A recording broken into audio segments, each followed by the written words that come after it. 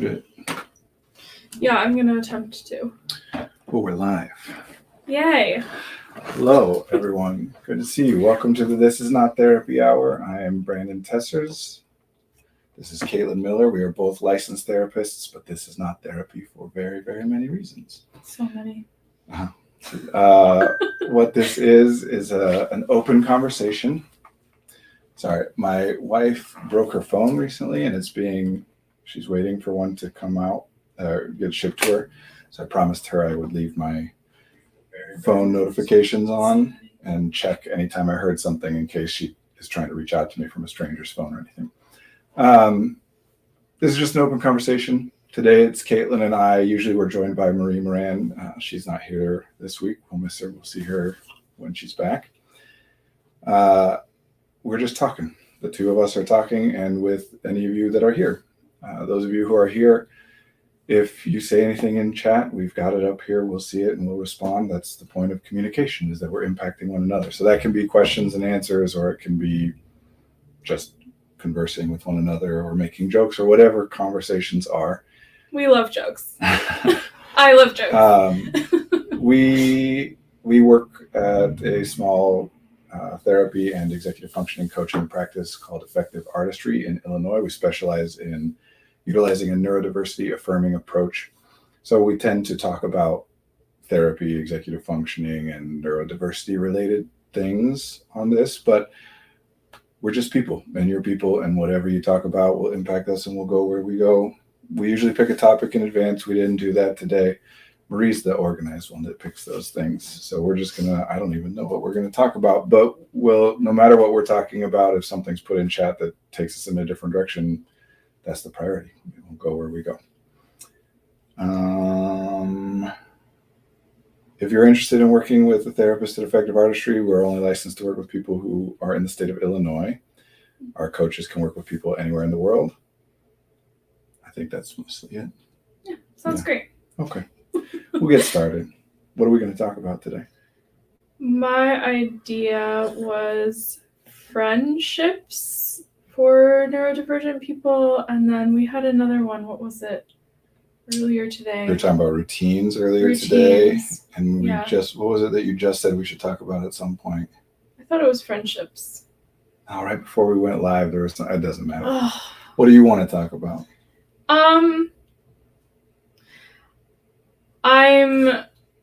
I'm a little bit more attracted to the idea of friendships for myself and for my neurodivergent clients, and I can kind of tell me about that. Okay, so I would say something that gets people caught up a lot is defining what a friendship is to them, what like a meaningful friendship would be.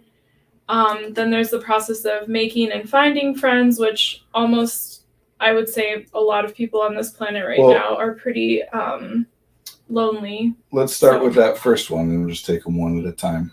Okay. Brandon, what is the archetype of a friend? That's question and answer. No, I'm curious. I would love that. Then I don't have to talk as much. Yeah. Actually, one client in particular and I were just talking about this. They're talking about not having friends, and I asked something like, are there any people who would say that they are your friends, or who would say that you are their friend if I were to That ask is them? A great question, Brandon. Well, thank you. To which they said yes.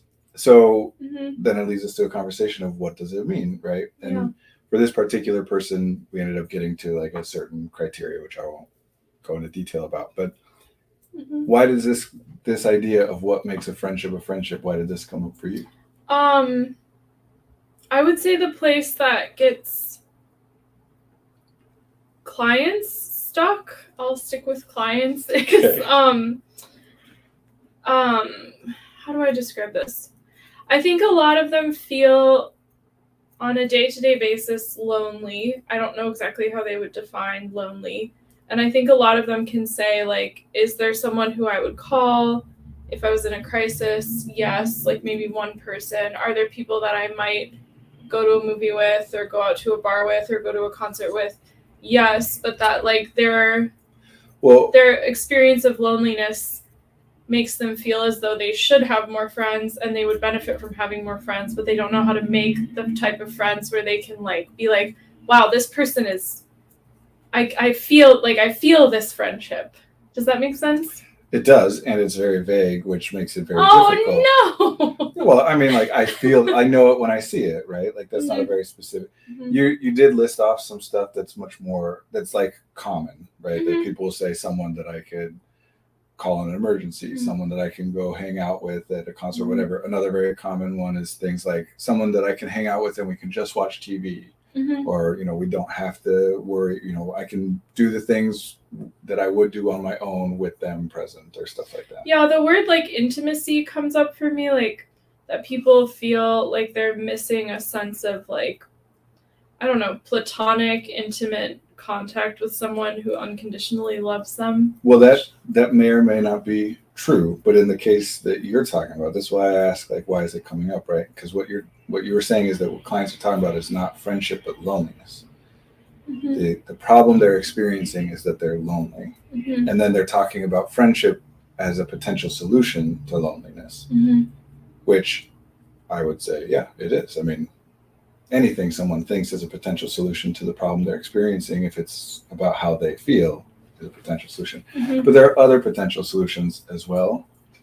And so I think it's better to start by talking about loneliness first.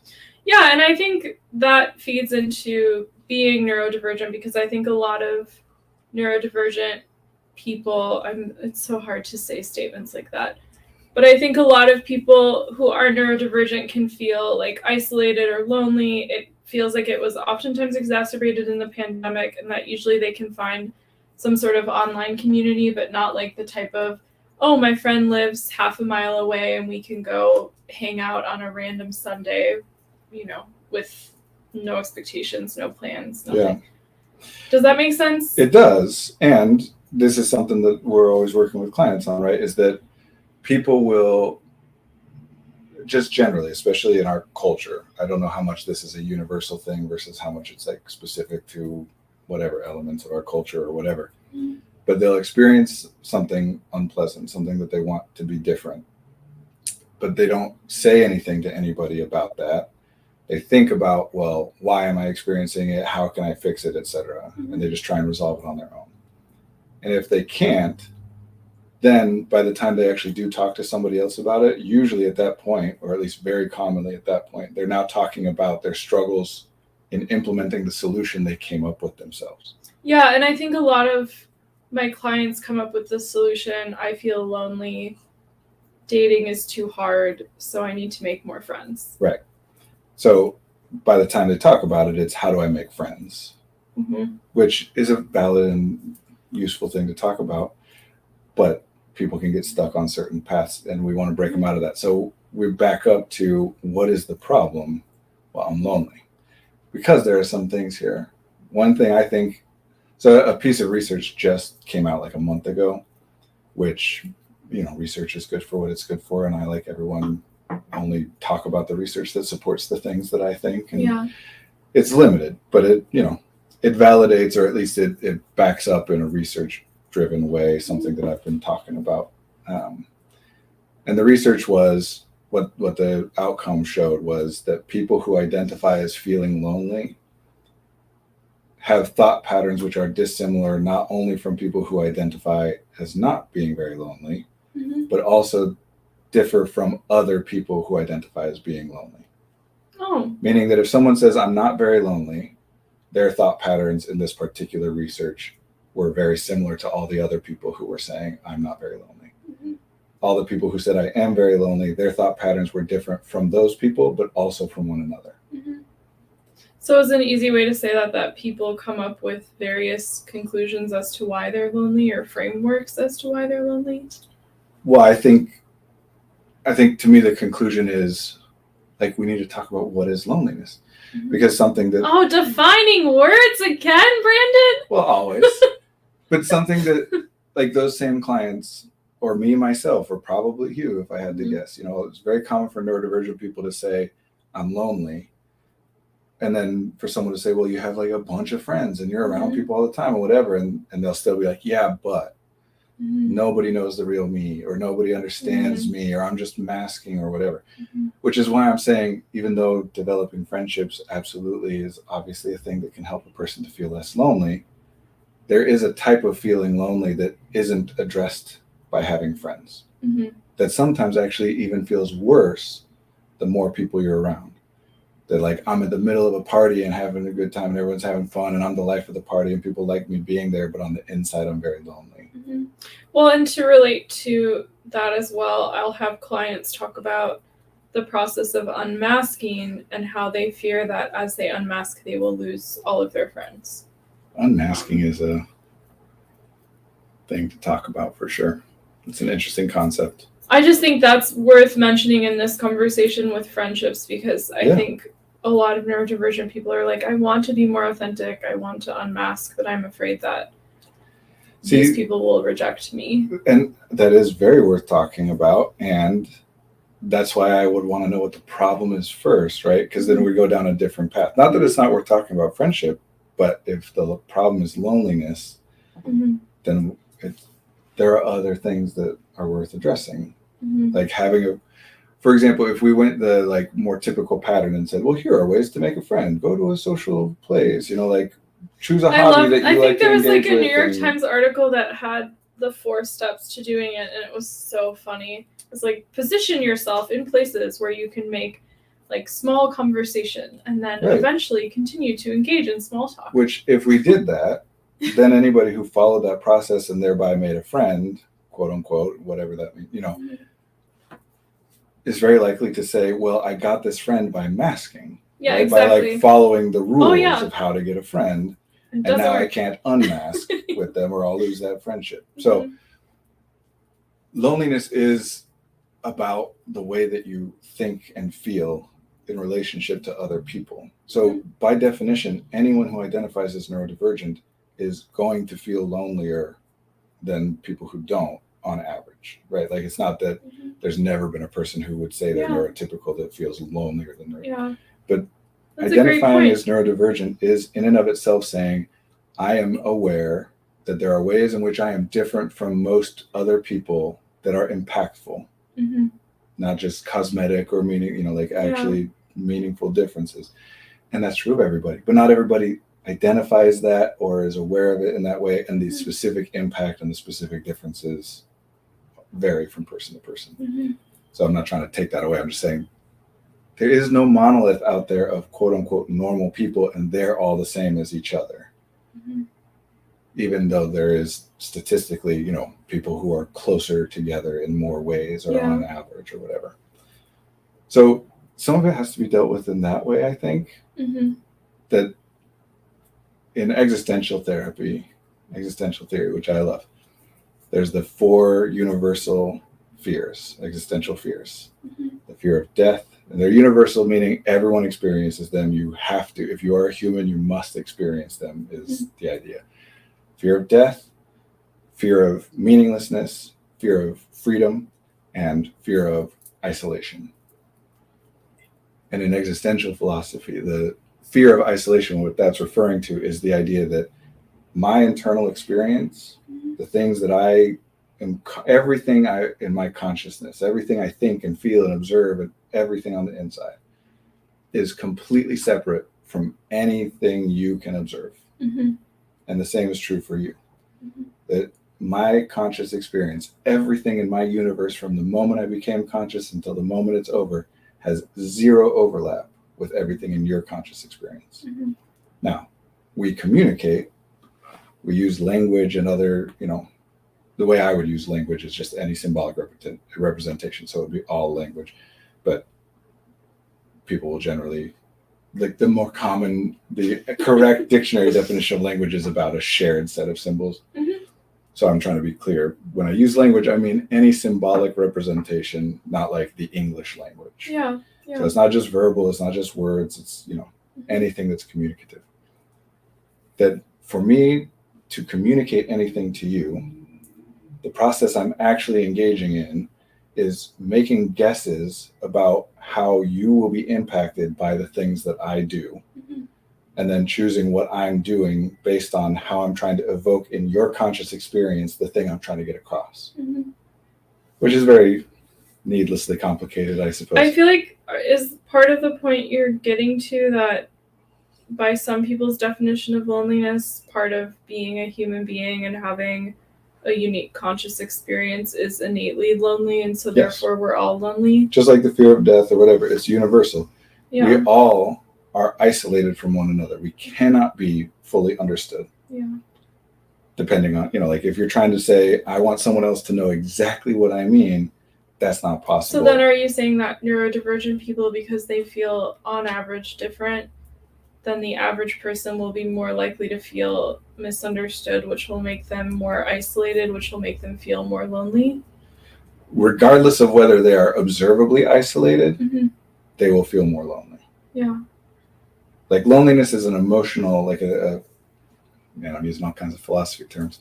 I was going to say a phenomenological state, a state of being, of reality that is present in a given moment, right? Like if I would say I'm a lonely person or I am lonely, that doesn't mean every moment of the day I'm feeling lonely. Just like if I say I'm sad, it doesn't mean I never have a moment where I'm not sad. I guess maybe part of my bias is I get kind of caught up in the binary of people being lonely people or not lonely people, and I think that's part of how I'm conceptualizing my clients, and maybe that's getting both of us Well, that's stuck. how they're conceptualizing themselves, as evidenced by the fact that they're coming to you and saying, I am lonely because I don't have friends, and I don't have friends because I don't know how to have friends, so teach me how to have friends.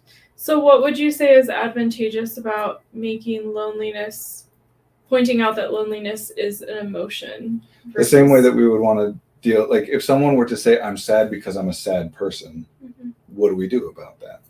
Right? Like that locks then in you're just patterns, sad forever, sort of. Which is what I'm talking about. Like I have said that. I've been that person who in college, the door to the place that I lived was never locked, and I'd come home and there'd be 15 people. It was the hub, and I was the life of the party, and I'd put people together, and we'd throw, and I'd still like cry in bed at night, being like, nobody knows the real me. No one cares about the real Brandon! me. Not every night, but it happened. Yeah. I'm saying that when there's an element of this that is independent of how much you're actually interacting with other people. Yeah. And so part of that still goes back to friendship and like the type of friendship or the type of interaction we're talking about. But the point I'm trying to make is that, like the fear of death, it is universal. Everyone will experience it. Will have an unpleasant experience of it. And mostly I don't think about dying, right? Like when I do, I don't like it, especially the more detail, the more like I'm trying to be accurate about when I start to think about not seeing my kids again or whatever, even just saying it makes me feel in this moment very, in a way I don't like, whatever you want, sadness or whatever. Yeah. And some people, by their report, experience that fear of death, think about death and experience that sadness and whatever, anxiety and whatever, in response to their thinking about it far more frequently than other people, or more intensely, or both. Yeah. The same is true for isolation or meaninglessness or freedom, right? Any of the like universal fears. Just because we all have it, we all don't like it, doesn't mean we all experience it the same way. Yeah. So a person who is a lonely person is a person who is experiencing that more frequently and or more intensely. But even that is a comparison against what I would say other people. The act of identifying myself as a lonely person is a thing that distinguishes me from normal people and thus makes me feel more lonely. Yeah. So some of this is just about awareness. Some people don't think about or are unaware of the fact, generally, that other people don't understand them, right? Like, we're not all thinking about that all the time. None of us think about it all the time. Yeah. But some people might roll around just being like, yeah, everybody understands me, and if they don't, it's their fault. They don't get it. I don't think there's anybody who never thinks, that people misunderstand them and that they're isolating someone. Or if they feel misunderstood, they're just like, that's that other person, like what you just said, that's that other person's problem, or it doesn't matter. By the way, is a thing that neurodivergent people do all the time. It's a huge part of the benefit a lot of people get from identifying as neurodivergent is saying, well, they don't get me because they don't understand I'm neurodivergent and they're not. Do you think that's mostly advantageous? It depends on the context. It's a way of not feeling bad about it. Yeah. If you become aware that someone misunderstood you, most of the time in this culture, people are going to go to the second step of whose fault is it? Did I say it wrong, or did they interpret it wrong? Did I misspeak, or they misunderstood? And if I think I misspoke, I'm going to tend to feel bad, again, in our culture. So if I can say, no, they misunderstood, it still doesn't change the fact that the miscommunication happened and whatever problem it caused was caused. But at least now I don't have to think, oh, I'm doomed to always experience this because it's my fault. So it'll happen with everybody no matter what. Yeah. It's that person's fault, so I don't have to worry about it. Yeah. Well, I guess this might be a bit of a tangent, but a trend that I'm noticing in various ways since the beginning of the pandemic is that the average person on this planet seems to feel more lonely than they did before the pandemic. And I think a decent amount of them might describe it as like losing a level of quality in their friendships, like that maybe they still technically have people they would call friends. Why are you saying it as like people on this planet? Why project it onto the average or universal? Because I think it's a societal crisis, and I think that neurodivergent people are more affected by it. Why would that matter? Why would it matter if it's applying to everybody or not? Because I think there might be factors outside of, and I don't think you're saying this, but factors outside of just neurodivergence, like political climate and globalization and technological advances and social media and workplaces getting, but going down that path is still going down the path of trying to find something to blame for it. Mm-hmm. Yeah. Which is only useful insofar as if we identify something to blame as something we can do something about. Mm-hmm. If we blame it on the existence of social media, what are you supposed to do about that? Change the way you're interacting with social media? But that would then just come back to changing your patterns of behavior and the information you're exposed to and who you're engaging with. Yeah. You can't change that people use social media. Mm-hmm. And certainly, if I was giving the impression that neurodivergence is the only thing impacting loneliness. Oh, you totally weren't giving that impression. Yeah, there's, as with all these things, infinite variables because we could break it down, uncountably infinite. We can break it down in any kind of way. I guess part of what I think the point I'm trying to make is that when I think about my own sense of loneliness, I feel like I can kind of see it in other people as well, and it's And don't sad. You feel a little less lonely when you see it in other people? You get sad, but not as lonely. It actually, I think the amount of sadness it adds is worse than the I'm not saying that, amount of but loneliness you do it get less lonely. reduces. Yes, I do. So that's what I'm saying. When you make a statement of like the average person on this planet or whatever, that's an indication that a person has found some relief in finding similarity between them and other people. Mm-hmm. Same thing with identifying as neurodivergent. I'm like other neurodivergent people in some way, so that makes me feel less alone. Well, then is loneliness not the problem then? Because I feel like... Well, loneliness, to me, at the end of the day, every problem is some version of some experience I'm having that I don't like. And then it's various things from there. And so loneliness is the problem in that it is an experience I am having that I don't like. Mm-hmm. And I would distinguish it, and most people who are using that language would distinguish it from being sad or tired or in pain. Like it's a particular version of a thing I don't like, and therefore particular things will help with it. So then is another way to say it, like, I'm not sure what quite is going on, but I want to have more friends? No. I had a feeling I missed that one. Unless we did a lot of work on defining what we mean by friends. Mm-hmm.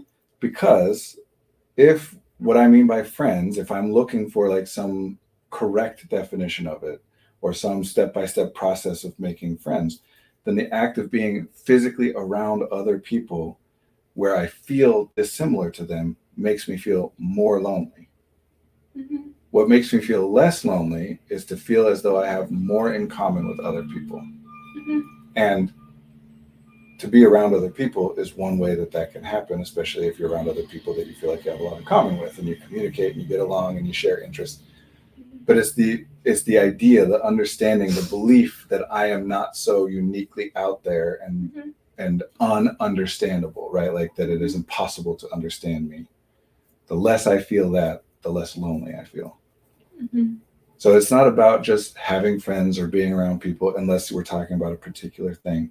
And there are ways to address it that don't have anything to do with being with people physically. And I think that in particular for neurodivergent people is important because this is part of where it gets problematic when people use that medical model, but just apply neurodiversity language as neurodivergent versus neurotypical. Every time you think that, you become lonelier. Because in thinking that, you're saying most people are completely different from me in like a quantifiable, unchangeable, destined from birth or before kind of a way. And there's nothing I can do about it. That solves other problems, but it makes loneliness worse. And so I think it is important, especially for neurodivergent people, a huge amount of the time, the distress that results from the difference between what I think I am or what I'm experiencing and what I would prefer is coming a lot more from what I think is possible and therefore the thing I would prefer, right? Like if I think everybody else never gets sick, then when I get sick, I'm going to feel way more miserable than if I understand that everybody gets sick sometimes. Doesn't mean that I'm not sick right now and that there's nothing worth being upset or complaining or that I should just shrug it off because it happens to everybody, but it addresses the loneliness element of it. I feel like what you're trying to say in a very complicated way with lots of big words is that everyone feels lonely. So although your loneliness is valid, you're not alone in your loneliness. That's not what I'm trying to say, although that is that is part of what I'm saying and would theoretically make people feel less lonely to know that they're not alone. I think if I was your client in that circumstance, I would say, Brandon, you're really cool and thanks, but how can I feel less lonely? Well, honestly, part of what makes therapy work when it works is just that, feeling as though the therapist understands you a little bit or is similar to you in certain ways, or it is the act of going to therapy is a thing that makes you feel less lonely. Well, but then I'll have clients say, I really like you, but I also want to have friends. Right. And I totally want them to have friends. That's where we would come back around to where we started. But that's why I want to address the loneliness. That's why whenever someone says, I want X, I say, why? What is it about X that you think would be preferable to what you have or whatever? Yeah. And sometimes they're already there at the initial problem. And you'll know that they're there when they're saying either, I don't know, I just don't like it, or some version of I don't like it, I want it to be different. I enjoy it, I don't enjoy it. Those are the base level things.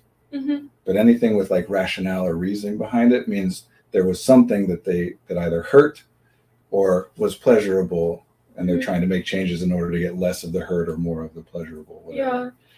And then they've gone on to other theories. But we'd still come back around. I always want to address their actual question. I just want to, because otherwise there's danger, right? Especially with neurodivergent people. If I say, okay, we'll do this, this, this, and this, especially this is more in line with what we would stereotypically consider to be autistic traits, that someone would be like, I wonder why we keep talking about autism. 1, 2, 3, 4, got it. I'm going to go do those things. And then I go do them and then it doesn't work. And then I'm like, oh no, I'm doing it wrong still, because there must be some rule by which all this operates and I just need to learn what it is. Yeah. But we still get back around to it. I just would want to clarify all that. And then we say, okay, so what do you mean by a friend then? I think the average response, if I'm combining my response with my client's responses, would be something like a person who I genuinely enjoy being around. Because they might say oh, I have... And here's what I would say. Is there anyone that you only ever enjoy being around? That no matter what? They would say, don't infantilize me. Oh, I don't know how that's an infantilizer. I would then ask, what do you mean? I'm sorry, I didn't mean to maybe they would say something like, the vast majority of times I'm around them, I enjoy it. Because I feel like a really good friend, you'll have some times when maybe it doesn't work out or whatever, but most of the time I feel Well, how about this? When you are spending time with a friend, a person in whose company you are experiencing joy, right? Sure. But you're not experiencing joy at this time. Mm-hmm. What other things tend to have changed? That the person didn't change. So what else changed that shifted it from I enjoy being in their company to right now, it's unpleasant being in their company? I would say mostly in the presence of conflict, like if there's a conflict in the relationship and it needs to be resolved. Great. So then we would want to talk about communication and how to resolve conflict and all that stuff. Mm-hmm. What else? I don't know. I'm testing you. Well, I'm getting lost because I'm trying to think of like, I feel like another thing that could be said is I want this. Okay. Curveball, this goes back to routines, but I feel like a lot of people would say something like, I actually just had someone say this to me. I work 9 to 5, I work 40 hours during the week. I mostly don't have time to hang out with people after. But on the weekends, I want to hang out with at least one person or one group of people on Saturday and one person or one group of people on Sunday.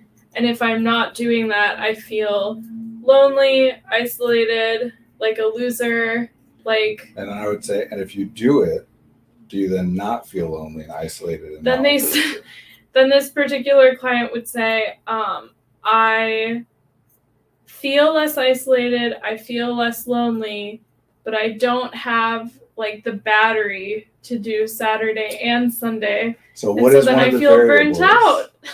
What is one of the variables that dictates whether or not you're enjoying being in the presence of someone else is how physical energy, you are. Health, burnout. I mean, I would mood. call it social energy, because of how I divide energy up. But yes, like I love my wife. I love being in her presence. Mm-hmm. And when we are fighting, I'm sure there are exceptions to this, but I am not aware of any. Mm-hmm. So I'm going to say nigh universally, one or both of us is exhausted. Mm-hmm. That part of what makes being in someone else's presence enjoyable is how you are feeling. Another thing is what the two of you are doing, the context in which you find yourselves, and et cetera, et cetera. Yeah. And so when people zero in on, I just need to find the right person, mm-hmm. and that will solve the problem, that's fine, because some people it's going to work a lot. But obviously, I have some people I'm friends and most people I'm not. Mm-hmm. Not that I'm unfriendly, but I just don't know most people. So I'm not saying that. It's just I don't want people to get the wrong impression, especially the kind of neurodivergent person who is very likely to fixate on rules and routines and habits as if I do A, B, C, and D, then everything will be perfect. And then they do it, and then everything's not perfect. Mm-hmm. There's so much danger down that path of saying, oh my gosh, I'm doing it wrong. Or there's something even more weird and different about me that even the stuff that works for other neurodivergent people doesn't work for me, and mm-hmm. causes all kinds of problems. And more importantly than that, even though there are risks of that, the thing is, I want you to be able to play around with all of the variables. When you're lonely, mm-hmm. sometimes, I want to make some friends. Depends on the context. Sometimes, no, I have friends. I just want to change things around so that I'm actually able to engage with them more. Or mm-hmm. I have friends, but we're in a fight and I want to be able to resolve that fight. Mm-hmm. Or whatever, various different things.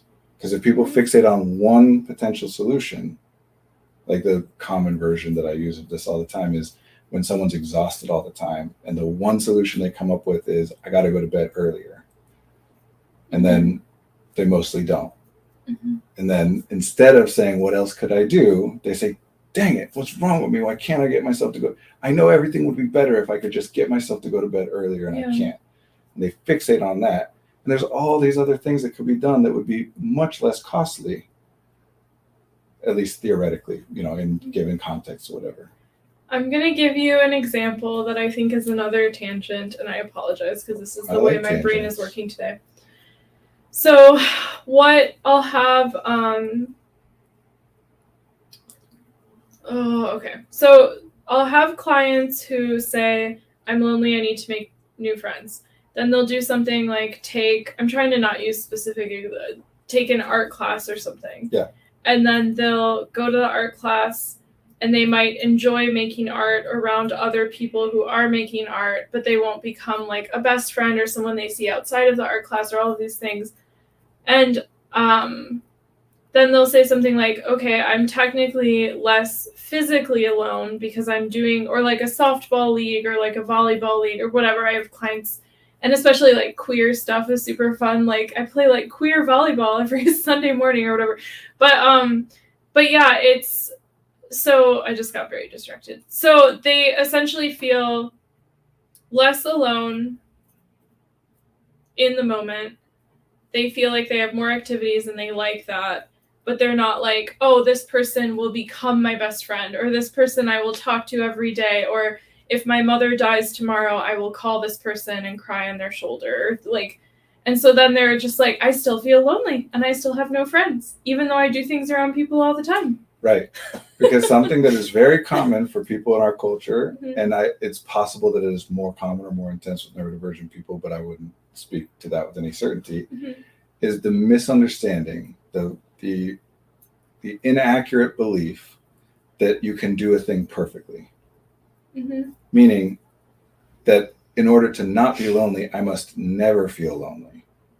And therefore, anything I do which makes me feel less lonely, I don't feel lonely when I'm doing it. I'm being more active. I'm meeting more people. If at any point after that I still feel lonely, I'm like, dang it, it didn't work. Well, so I think that person would say, Brandon, that's a great point. But I think the type of loneliness I'm trying to like satiate or whatever, get rid of, is like the type of friendship that feels like this might last a while, and this feels, I feel like, deeply understood. Right. And that's about thoughts and feelings, right? Like your projection of the future. Like theoretically, if I could convince that client that one of their current friendships will last a long time, it would just be their belief has shifted now, but now all of a sudden they're not concerned. Which isn't, does that make sense? Can you repeat that? That if they're saying what I want is to feel like I have the kind of relationship that will last a long time, if I could convince them theoretically that that relationship will last a long time, now they feel better, even though nothing has actually changed. Well, I'm thinking of one particular client, and I think they would say something like, the people I oftentimes hang out with would technically be my friend for a while, and they do technically like me, but I'm not really liking them so much. And so I'm not really interested in being their friend for a while. Then what are we talking about? Autism? I'm glad that made you laugh. Well, in that case, I guess we could say that person is masking, because again, they're saying, I must have friends in a certain way and socialize in a certain way, and then everything will be better. Then they do it all, and it's not all better, and they're like, well, what's wrong? That's exactly what I'm talking about. That's why we don't go down that path. Now, what I would say is none of this is perfectly resolvable. Like for ADHDers and neurodivergent people in general, but specifically ADHDers, if you ask them something like, have you ever had an organizational system that works for you? They will almost universally say, no, nothing has ever worked for me. When what has actually happened is that they have tried many, many, many different organizational systems, many different ways of keeping a calendar and whatever. And that many of those, if not most or all of them, did help them in some way for some period of time. But they have defined it, in order for an organizational system to consider to be working for me, it must always work forever. So even if something worked for me for 2 months, but then I fell off of it and forgot and didn't get back to it, that's another thing that didn't work. And that's fine, except the problem is, if you're feeling that lonely, just like if you're feeling exhausted all the time or scattered and disorganized all of the time, what do you think the chance is that you're going to find one thing you can do, just one thing that's going to change it? So now you went from I'm exhausted all the time to, I'm energized all the time, or I'm lonely all the time to I'm never lonely. I think what a lot of my neurodivergent clients come to is some version of, if I just unmask for long enough and I continue to expose myself to people, then eventually I will have friendships with people who I am being authentic with. True, unless you're exhausted all the time or sad all the time. In which case, it doesn't matter who you meet. You're not going to be reaching out to them or getting together with them or communicating with them, because those are things that take resources. So I'm just saying there's more. And that, by the way, would be my like generic advice for meeting a friend is two things. Do things that you enjoy doing in a place where it is visible. And that could mean taking a class or joining a league or whatever. Or it could mean painting al fresco in the park or whatever. That's what it's called, right? No, plein not air. al fresco, plein air. Al fresco's on the wall. Mm-hmm. Or going hiking on a public trail or whatever. Just do something you enjoy in a place where you are visible to other people. A version of that I like to call friend bait.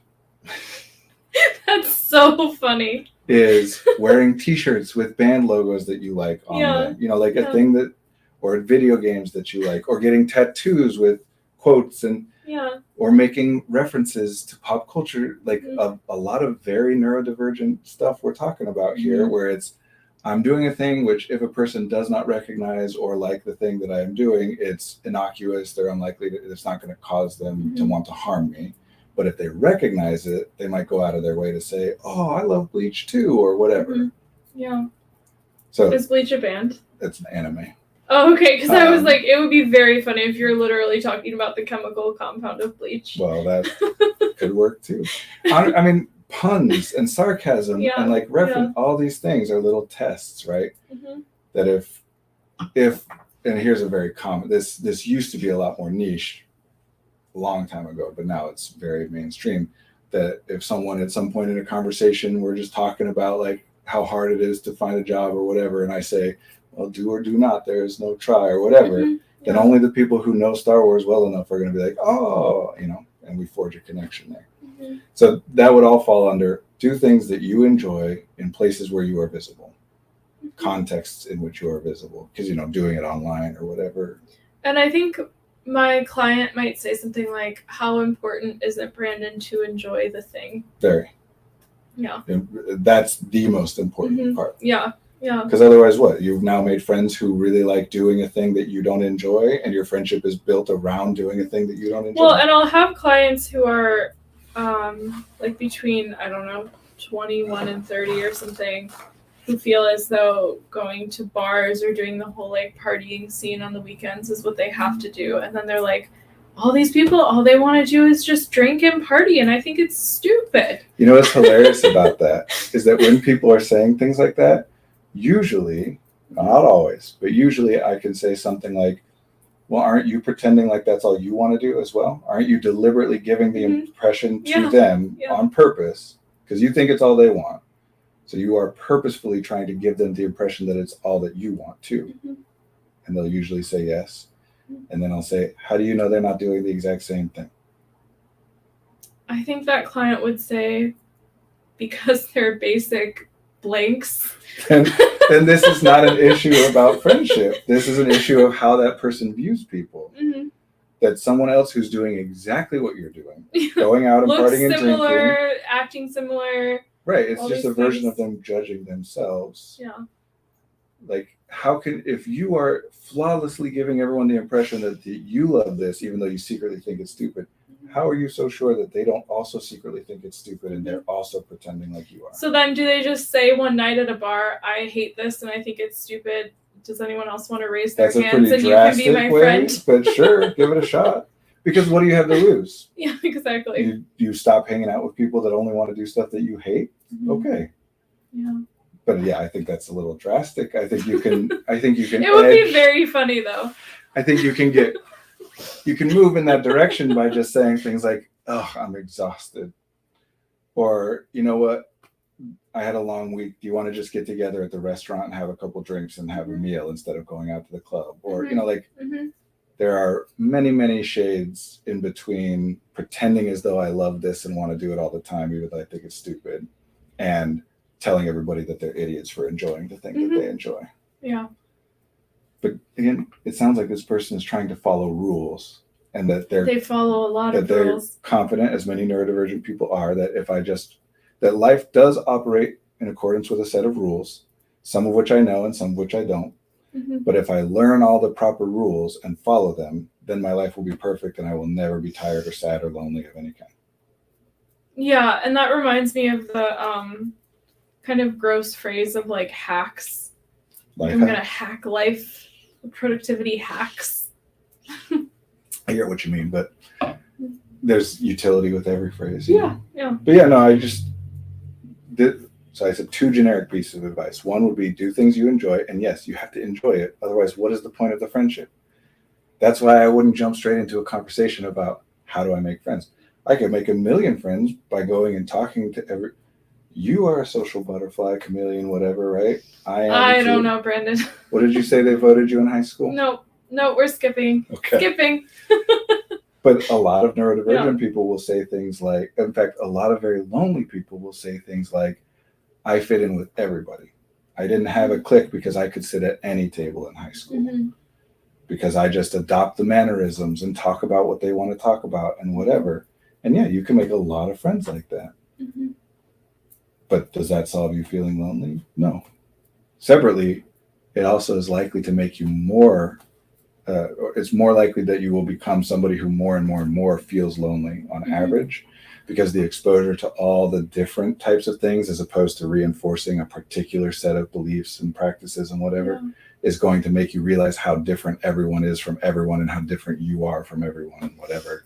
Where if you only hang out with people who do and say and look and whatever, all the same things you do, then you're more likely to feel like, yeah, everybody's the same, and therefore less lonely. So then does neurodivergence as a paradigm just like dissolve?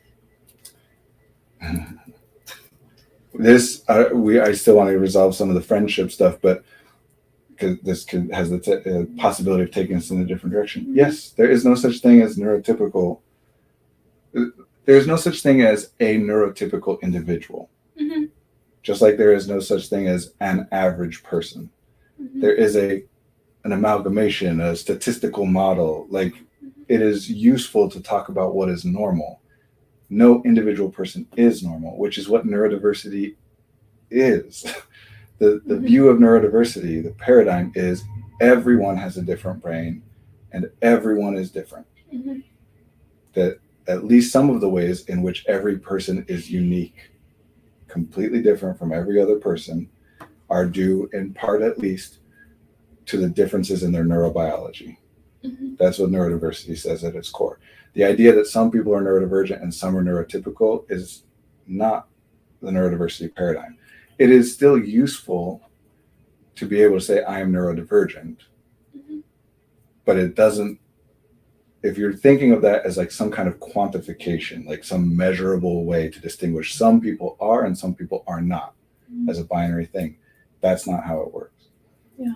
But if you're just using it like in the way that I might say, oh, I'm tall, which isn't a quantifiable thing, it's just as compared to most people, I am taller than Mm-hmm. most people, then it's useful. But if I try to say some people are tall and some people are short, no, that's not how it works. And that causes you problems if you start to think that way. Yeah. What was this more stuff about friends? So 2 things. Because we have 10 minutes. Do things you enjoy minutes. in places where you're visible. And the other is work on being happy. Do you want friends that are happy or friends that are miserable?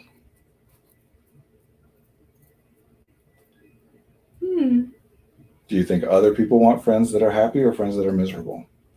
Do you want to be friends with people that you're never sure if they're hanging out with you, even though it's a burden to them, but they're forcing themselves to do it? Mm-hmm. Do you think anybody wants to hang out with you if you're forcing yourself to hang out with them, even though it's a burden to you? So then I could say to a neurodivergent, lonely, isolated, sad client that improving their experience of happiness, how often they experience it, that will make it easier and more likely for them to have meaningful friendships? Yes. Not only easier, more likely, inevitably. Because if they walk around smiling enough, someone will say, wow, you have a nice smile. I want to be your friend. No, because that might happen. But no, because if you are happy, which by definition, if you are happy in some broad way, right, or happier in some broad way, that also means you are more rested and less exhausted. You have more energy to do things and talk to people and go places and engage with stuff.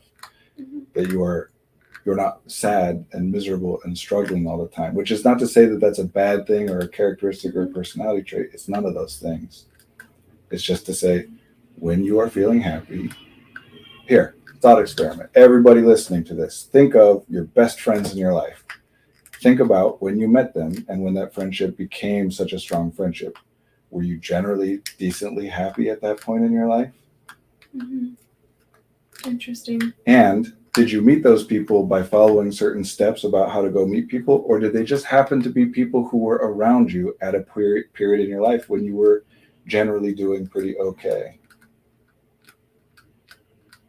Neurodivergent people do have a tendency to think that the solution to all their problems must entail some work and misery on their part. Mm-hmm. I'm lonely. The way to solve that should be to force myself to do stuff that I don't want to do. Mm-hmm. I am sad. The way to solve that is force myself to do stuff I don't want to do. I'm disorganized and I'm falling behind, and the way to solve that is to force myself to do stuff that I don't think works and I don't like to do. Mm-hmm. And it just gets worse and worse and worse. Well, and I'm kind of thinking of the inverse of that, because I have a client who has what I would perceive as like an extensive list of amazing people in their life with really wonderful connections with them.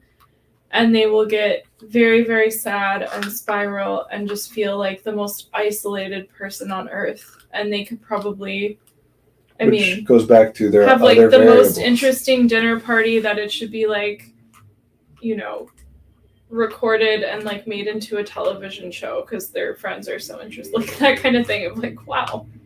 So yeah, yeah, there are other variables than the people you're hanging out with and the things that you're doing. mm-hmm. I will hang out with the same group of, there was a time in my life at the beginning of the pandemic where I was playing Dungeons and Dragons with my group of friends every week without fail for like a year and a half, which was just ridiculous for me. You know, we'd never done a campaign for longer than like 6 or 7 sessions spread out like once a month or whatever. That's impressive. Yeah, and it was great. And I looked forward to it, and I was making it happen. I was calling and talking and texting with people, and I was thinking about stuff, and we did 2 different campaigns. I put all this thought and effort and energy. Were you the dungeon master? Mm-hmm. Of course. Of course. That's just my personality. How am I not going to be? I feel like all of my clients who play D&D, they're almost all dungeon masters as well. Really? That's interesting. And I mean, the group is, you know, my brother, my best friend from when I was in middle school, my best friend from when I was in college, my best friend from when I was married, you know, like, yeah, it's just all my friends throughout my life, and I make them hang out with each other. Yeah. Because that's a very neurodivergent thing. You already have some friends. Mm-hmm. Focus on that first. Mm-hmm. And if that's going poorly, it's likely either a communication thing mm-hmm. or you're not doing well in mm-hmm. other ways. Because the second part of that story is things change for various reasons to the point where I started to dread having to go to D&D. Really? Yeah. Because I was exhausted. And it fell apart because I wasn't the one making it happen mm-hmm. and I wasn't leading everything. And not that anybody else should have to. I'm not complaining. I'm saying it was a thing I made happen. And then we had a third child and I was exhausted. Mm-hmm. And I started a business and I was exhausted. Mm-hmm. And then the thought of like, oh, I know I love hanging out with my friends and it'll probably be fun, but I'm so tired. I just want to sit on the couch and not have to talk to anybody tonight. Mm-hmm. And then you miss a week and then 4. And then mm-hmm. it's been months since we played and, you know. There are other variables. I feel like I could imagine myself, and I know this sounds very salty, but being upset that no one else picked it up and became the master. Why would they? I'm the one who made it happen. I know. Why is it their job to take over a thing I made happen? That's why it's an unfair And actually someone else did pick it up and mm-hmm. wants to be playing a lot more and is the DM and just doesn't have the same relationship I have with everybody and doesn't mm-hmm. have the same personality and way of communicating that he's going to be calling and texting people and like mm-hmm. getting them excited about their characters and talking mm-hmm. about backstory. There was one weekend where my family went out of town without me because I had to stay and work at one point. I was wearing a little Fitbit watch at the time.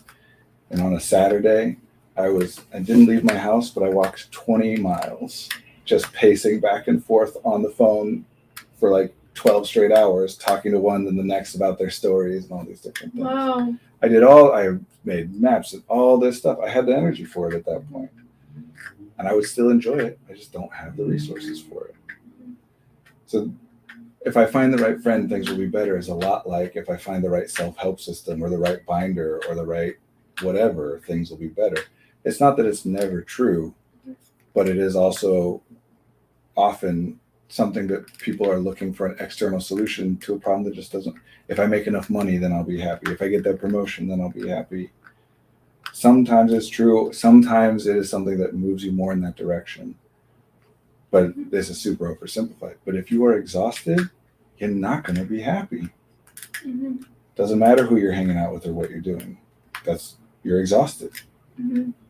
If you're in pain, you're not going to be And happy. I feel like a lot of my conversations with clients will end up being talking of, usually people resonate with this term, but talking about burnout in some way. Yes. Yeah. And like your one client that you mentioned, then I come up with, okay, well, if I hang out with people in a certain way, then it'll be better. Which that part's great. Mm-hmm. Coming up with ideas of, if I change this, things will be better. That part's great. Then you do it. That part's great. Mm-hmm. Then you see, okay, no, didn't work. Mm-hmm. That part's great. You observed it didn't work. Mm-hmm. Then you keep trying the same solution. That part's not so great. Yeah. You tried it, it didn't work. Mm-hmm. Why not just say, maybe I am more of like a hang out with one person a week, or hang out with people on Saturday and nobody on Sunday, or vice versa. Or maybe on the weekend I just assess and say, is this the kind of week where I want to do both days or one day? Mm-hmm. Or maybe I let myself cancel with people if I'm a little too tired, and mm-hmm. which people might not do because they feel bad about, mm-hmm. It's not that simple. On this magical day, we have to end this very soon. Yeah. All right, let me give some brief thoughts on, because I do want to answer like the actual questions people would have. So I gave the generic advice: do stuff you would like in place that, mm-hmm. and work on just broadly having more resources available to you, time, energy, attention, etc. I had another quick thought I was going to share on friendship. Oh, if you are in the presence of another person and that person is not responding to you as though you are bad, mm-hmm.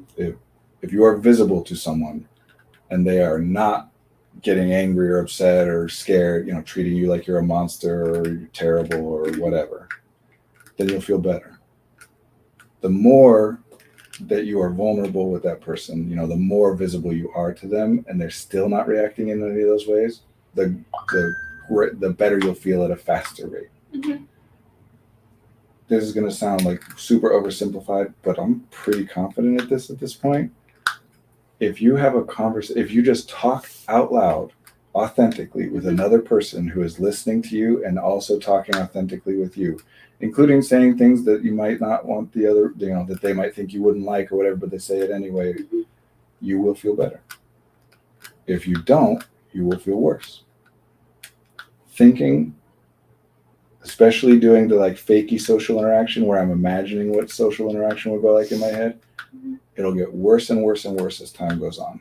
Mm-hmm. Talking with someone, you'll feel better and better and better as time goes on. And that's why everyone watching this stream should come get therapy at Effective. It's part of why therapy works. Yeah. Therapists like to pretend, we like to tell ourselves that we know secret special information. We work very hard here to abolish that idea that we have secret knowledge that makes us better at life than other people. Yeah, I'm not an oracle. Mostly therapists like it's the theory, it's the analysis. What I think at the root of it is just someone to talk to, mm-hmm. to tell all the things that you're worried might make someone hate you or judge you or fear you, mm-hmm. and they don't respond that way. Mm-hmm. Yeah. It's kind of like if you're afraid of if you go outside, you will. It's like exposure therapy. Mm-hmm. It kind of reminds me of people who will poo-poo therapy by saying something like, "Oh, it's just someone to talk to." It's like, well, as though that's unimportant. Yeah. And hopefully, for anybody who's saying that, it is unimportant to them because they have people to talk to. Because I can think of that specific person who has a great support system. Therapy is different than talking to friends and other things, mm-hmm. but that doesn't mean that everyone. I don't like the idea of anyone needing therapy. It's the same as needing personal training or I'm careful with that too with clients when they're like, oh, if my partner only went to therapy, then everything would be fixed. And they don't say it exactly that way, but it's there are other ways of being less miserable than. Yeah, a lot of times people take it as a sign of a willingness. I'm yeah. going to therapy. See, I'm willing to change. Even if I act the exact same for the next year. Which is, it is an indication of willingness, because if nothing else, I've made the change of going to therapy. It's just that has a certain signifier in our culture as like, see, this person's trying to change. There are many ways to try to change. I think therapy is beneficial. Therapy, which is a good fit for a person, right, is beneficial for anyone and everyone. I don't think it is a binary of it's necessary for some people, but other people don't need it. Yeah. Just like I think having a dietitian would be beneficial for anyone. And resources and all that. Well, and it reminds, okay. No, that's another tangent. We'll wrap up. Okay. The thing I thought of is, it reminds me of clients who say, how long do you think we should work together? And I'll say something like, for as long as this relationship is useful to you. And for some people, that's whatever, in perpetuity. And then for other people, it's like, I came here to work on this thing. We worked on it. There you go. I have a slight modification of that. I like it. And I think you're saying the same thing I'm saying. I just have slightly different language, where I'll say help is always helpful. Like if you're doing something that helps you, it's unlikely that thing will ever stop being helpful to you. Yeah. But there's also a cost associated with the value, not just in terms of the money, but the time and the energy and the attention. You pay a cost to access that help. And for clients, like the recovery time too. Like if I do therapy on a Thursday night, I'm not going to do this or whatever. Yeah, depending on what's happening. So it's not that it will ever stop being helpful. It's not even that it'll ever become less helpful. In fact, therapy generally becomes more helpful as time goes on, and you and the therapist and the client get to know each other better. But the other things in your life, especially if therapy is helpful to you, are changing in such a way that other priorities are going to be, at some point, you would rather spend the cost that you're spending on therapy on something else. Yeah.